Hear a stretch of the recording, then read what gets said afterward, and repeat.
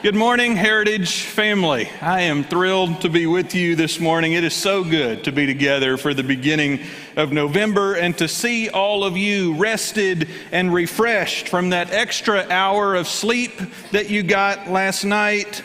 My name is Brock. If you're one of our guests, we are particularly glad to have you here with you. And I want to ask you about a familiar feeling this morning. You know that feeling when your day's going along like normal, and all of a sudden a sound interrupts your day, and that sound, no matter what it is, that sound immediately tells you that something is not quite right. Maybe you're driving down 377 and minding your own business, and then all of a sudden you hear whoop, and there's a police car behind you. And in that moment, just immediately the sound says, oh no, something's not right.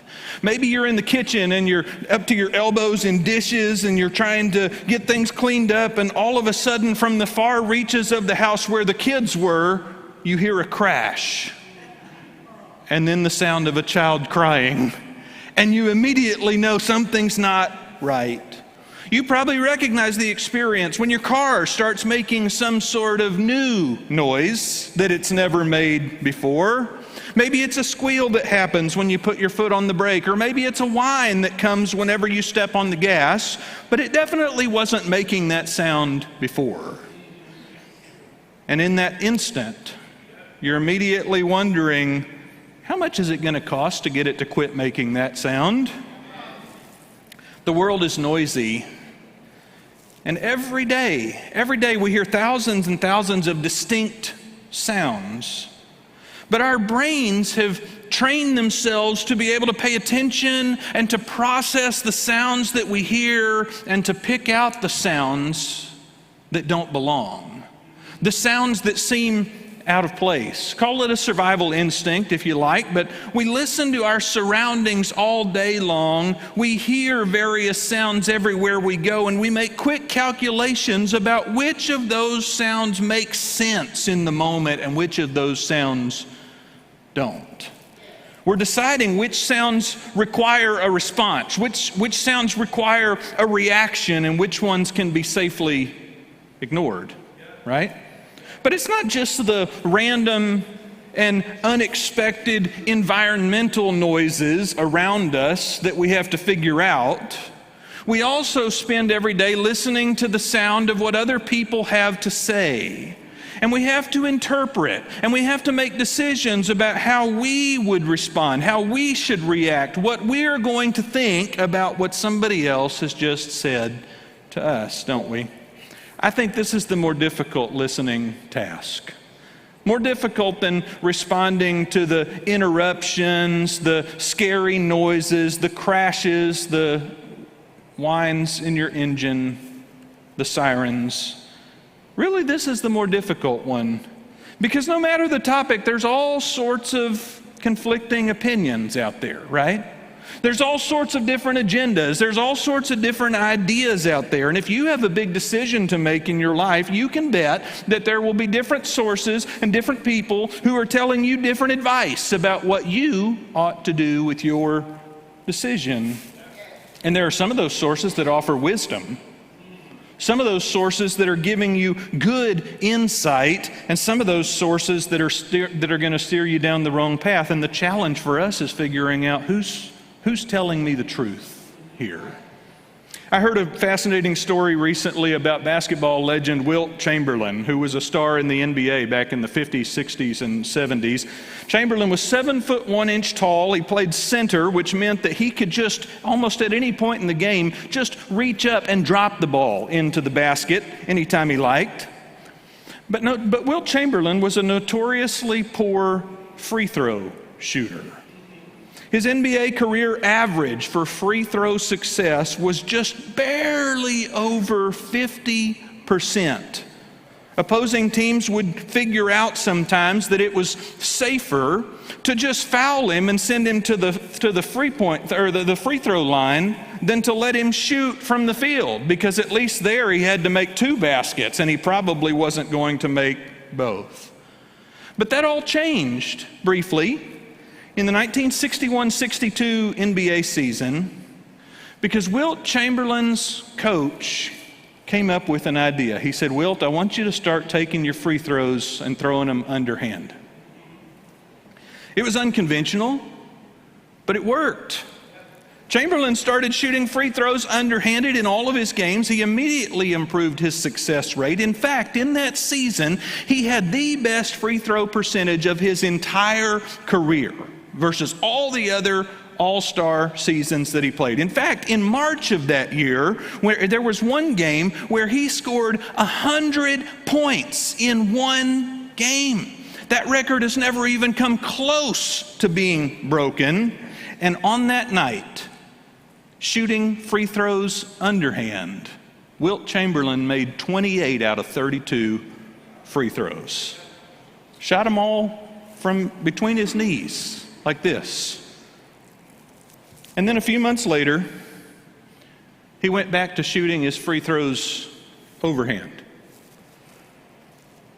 And he immediately went back to shooting them poorly. He even had one season, a few years later, where his free throw percentage for the season was 38%. I mean, here was a guy who could score on command during the game when he was guarded by multiple opposing players. I mean, people would be crawling all over him. Somebody's biting his shins, and he'd be dumping the ball in the basket, no problem. But you put him there at the free throw line by himself, unguarded, and he was a liability to his team. So why did he go back?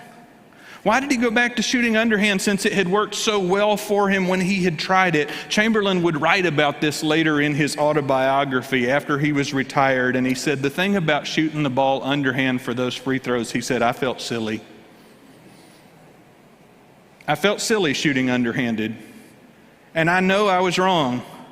I know some of the best foul shooters in history shot that way. Even now, the best one in the NBA, Rick Barry, shoots underhand." Rick Barry, by the way, had a lifetime free throw success percentage over 90%. Chamberlain said, "I just couldn't keep doing it." And so the problem was that this NBA champion, who won 4 season MVP titles, 7 NBA season scoring titles, and who is consistently recognized as one of the top 10 players to ever play the game, he ignored the voices of his coaches. He ignored the voices of the statisticians about shooting underhand, and instead he decided to listen to the insecure voice in his own mind that says, "You're going to look silly out there." There were voices coming at him from 2 different directions, and one that was promising a path that was wise, that would help him to achieve more success, and one that was irresistible. He just couldn't ignore the thought of what he looked like compared to all of those other players who were throwing the ball from above their head. Sometimes it's hard to trust the voice that you should be listening to, isn't it? And so I wonder, how do you decide? How do you make your decisions about which voices you're going to listen to in your life? How do you figure out which advice is trustworthy?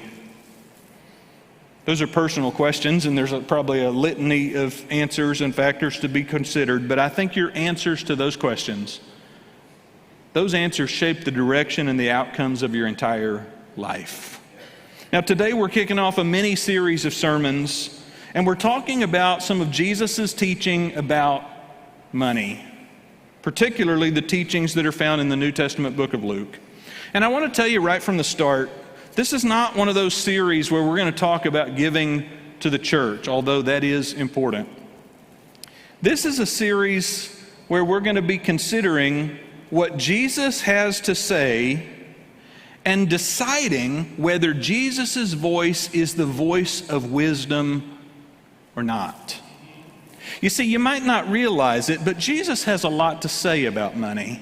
There may be only one topic, the kingdom of God, that Jesus talks about more than he talks about money. But when Jesus talks about money, especially in the book of Luke, the way that Luke recorded it, when Jesus talks about money, it doesn't typically sound like the kind of financial advice that we're used to hearing from our financial planners.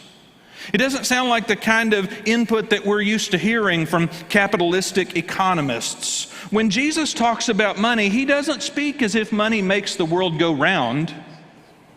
He speaks as if money might make the world burn down. In fact, I could almost guarantee that anyone who's lived their whole life in a culture like ours, a consumer culture like ours, will hear Jesus' words about money and it'll sound off to you. It'll sound like one of those sounds that doesn't belong in your environment. It'll sound like something that doesn't jive with everything else. It'll sound out of tune. It'll sound out of touch. Jesus' words about money will sound wrong to you because it sounds different than almost any other message that you ever hear anywhere else about money. But I know that you're smart enough to know that just because somebody sounds wrong doesn't mean that they are wrong, right? And the fact that you're here today, the fact that you're here singing songs about Jesus, spending time thinking about Jesus together today, tells me that there's something compelling about Jesus, and that means we ought to listen in and at least consider what Jesus has to say, even if it doesn't sound right. So I want to point your attention to the book of Luke. Luke was a biographer who wrote the story of Jesus' life from his perspective and the perspective of people that he interviewed about Jesus. And in Luke chapter 6, Luke records Jesus sharing what can only be called hot takes or unpopular opinions about money and possessions. First, Jesus makes these surprising statements about money and happiness. And these are going to sound similar to the Beatitudes that we studied earlier this year from Matthew chapter 5. But I'm going to tell you that there's some differences here and they're worth looking at.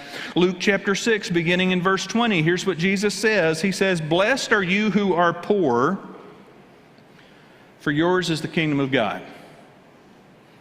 Blessed are you who hunger now, for you will be satisfied. Blessed are you who weep now, for you will laugh." And he's going to go on and he's going to talk about some other human conditions, but then in just a couple of verses later, he follows this up with some equally surprising warnings for rich people.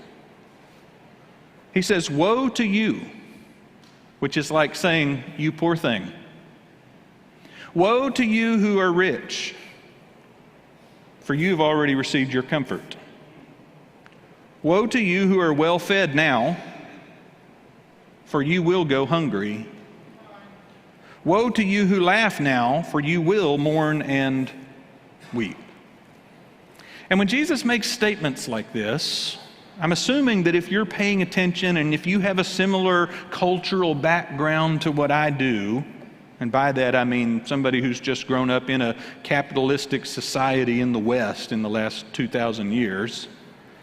When Jesus makes these kinds of statements, those who are paying attention think, wait, that sounds backwards.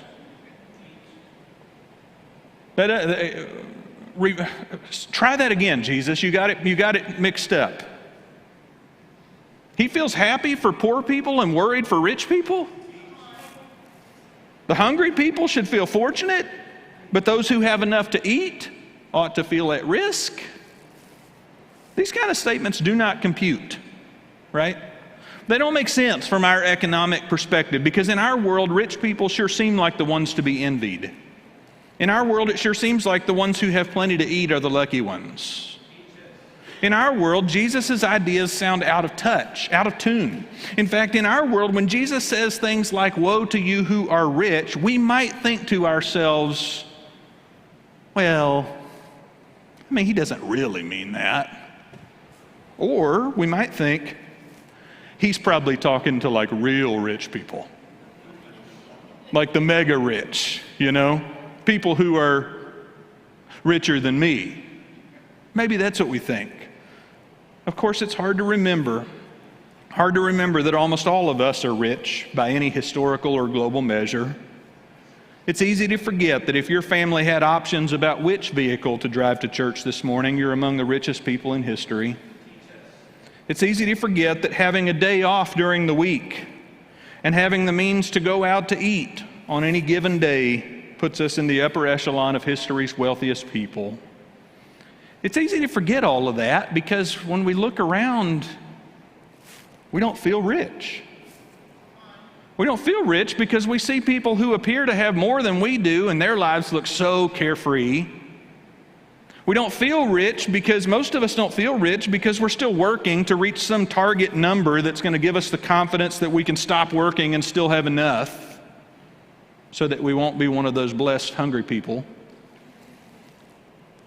We don't feel rich because we don't yet feel satisfied, right?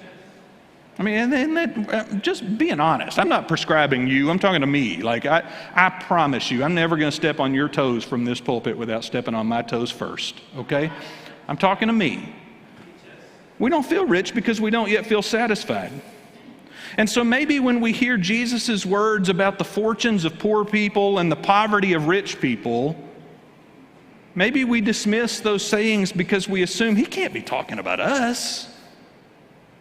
Maybe we dismiss those sayings because it's so opposite the narrative of the rest of our culture and our common sense.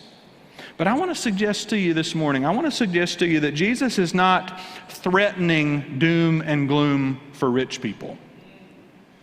I don't think when Jesus says, "Woe to you who are rich," I don't think he's saying, because you have money, I'm going to get you. Okay? I want to be real clear about that. He is not threatening doom and gloom for people of means. What he's doing is challenging the very paradigm that we instinctively use to look at the world. Jesus is not saying, I'm going to punish the rich people. He's saying the rich people are already torturing themselves.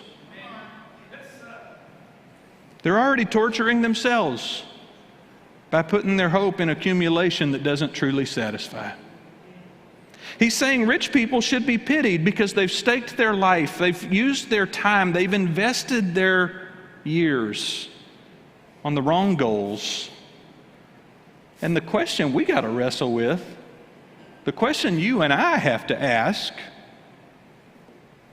do you think Jesus knows what he's talking about?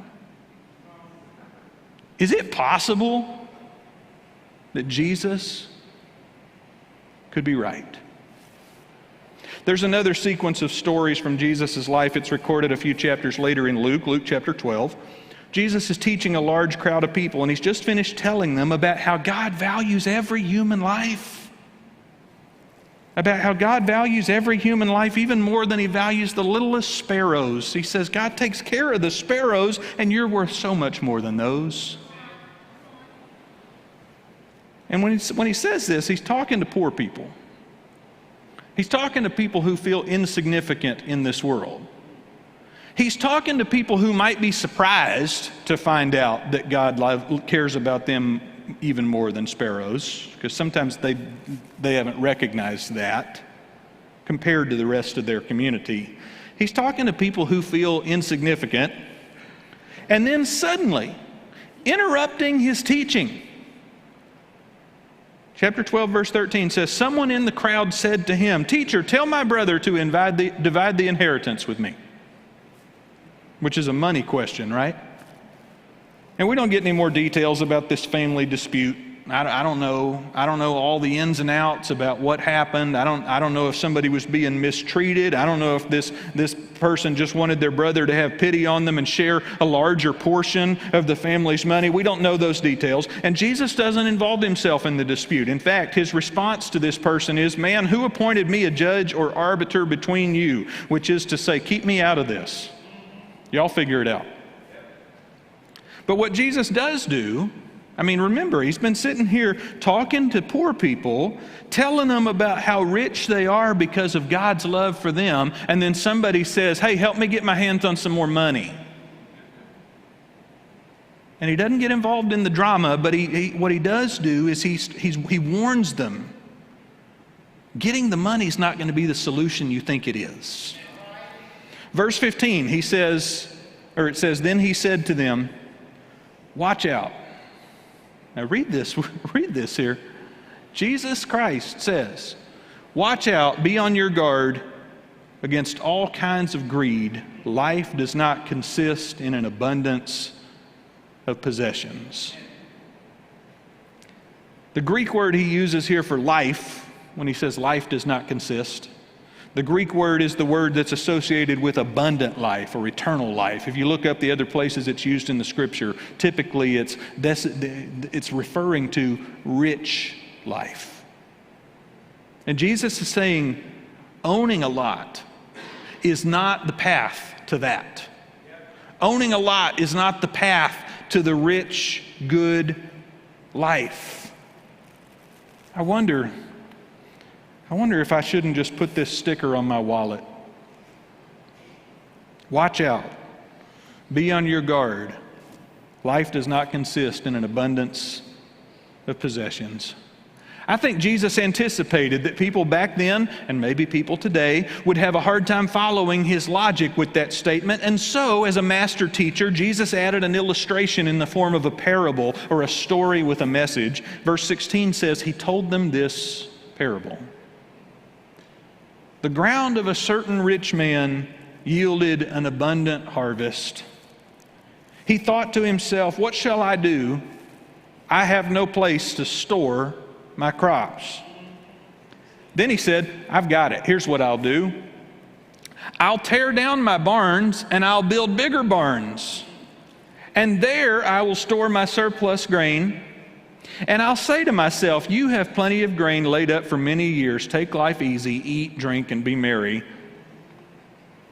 But God said to him, you fool. This very night your life will be demanded from you, and then who will get what you've prepared for yourself? And then Jesus offers this commentary on the story. This is how it will be with whoever stores up things for themselves, but is not rich toward God. This is the kind of Bible passage that if you really think about it, it'll keep you up late at night, you know.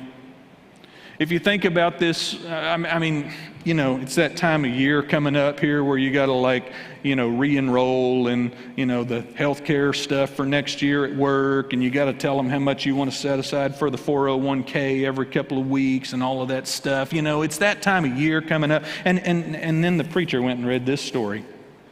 And I want to tell you, I think this story sounds threatening to you. It sounds threatening to me if we read this as if God is punishing the rich man for something. As if God is saying to this rich man, I'm going to kill you. But that's not what the story says. And I'm convinced that's not what's happening in this story. This is a fictional story anyway. Jesus made this up to make a point. But what Jesus is saying here is that wealth and the pursuit of pleasure and security can consume us so much that we fail to look far enough into the future. That our constant obsession with making sure that we have enough for today and tomorrow can keep us from thinking about what about after that. In this story, the man who was already rich, don't miss that part. It says at the beginning of the story, a rich man, the ground of a certain rich man yielded an abundant harvest, it said. This man was already rich, and he got even richer. He had a good year. I mean, the market worked out just right, you know. I mean, there he was in northern Israel, but way down in the south they had a famine, and so it drove the price of grain up, you know. The market was just right. His investment paid off big. And so for a season, he consumed himself. How am I going to capitalize on all of this? How am I going to lock in all of my windfall? How am I going to preserve the surplus from this harvest? He says, I'm going to tear down my buildings. I can get a tax write-off for this too. He says, I'm going to tear down my barns that are too small. I'm going to build bigger barns on the land that I could have used some of that land to produce more crops next season and the season after that and the season after that. But that's okay. I'll put barns there. And he says he had more than enough to last him a long time. So he says, you know what? I've kind of been tired of farming. Close up shop. Coast for a while. Let the productive land that God has blessed me with just sit there idle. I can lay off all the farm hands. That'll save me some more. I'll lay off all the people that I've been hiring in the previous seasons. I'm not going to need them anymore. It says he set aside enough for a long retirement and he felt secure in his planning, but what he didn't foresee was that his life might not last as long as he had imagined. What he didn't foresee was dying of something other than old age and natural causes. And so when his life ended by surprise, when his life ended prematurely, the point of the story is that his wealth did him no good at that point. At that point, it did not matter. In fact, it became a problem for everybody else to iron out and figure out. It was a dead end.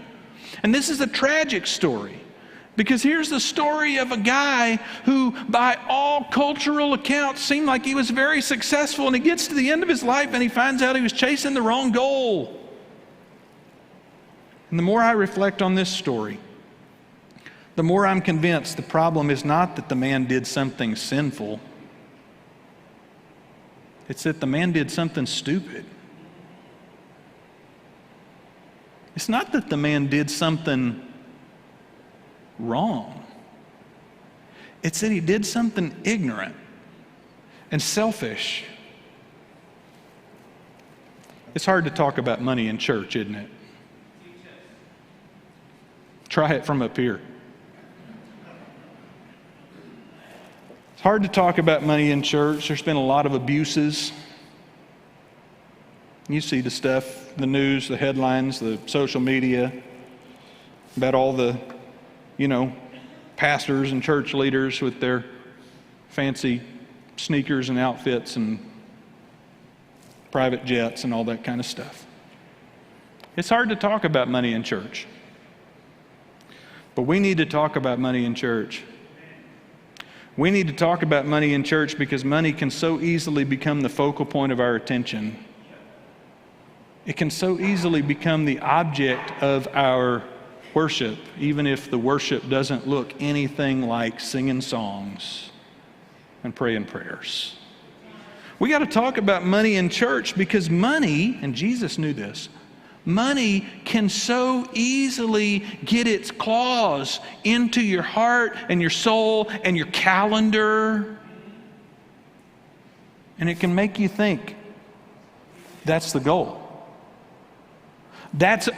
Or it can make you think this is what's going to help me reach the real goals.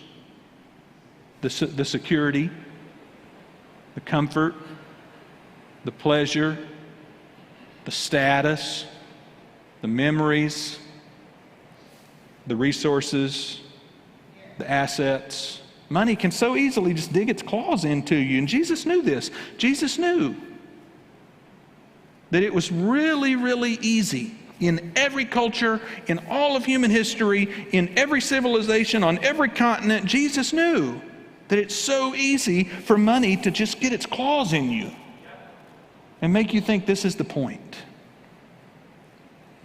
And so we got to talk about money in church. We got to talk about this because Jesus talked about this. We got to talk about this because we got to begin to take a more objective point of view, and to see money for what it really is and for what it's really not. Because the problem is money can become a trap in your spiritual life. Money can get between you and God. Money can be the source of your disappointment with God, your doubt about God. Money can be the hurdle that sets you up for a life that ends in disappointment. I don't know. Maybe Jesus was crazy. Maybe he didn't know what he was talking about. I don't see a whole lot of other textbooks that are taking this approach. Blessed are the poor, blessed are the hungry, woe to the rich, woe to the full. I don't see any other textbooks that are using that approach, taking that strategy. Maybe Jesus was crazy. But what if he's not?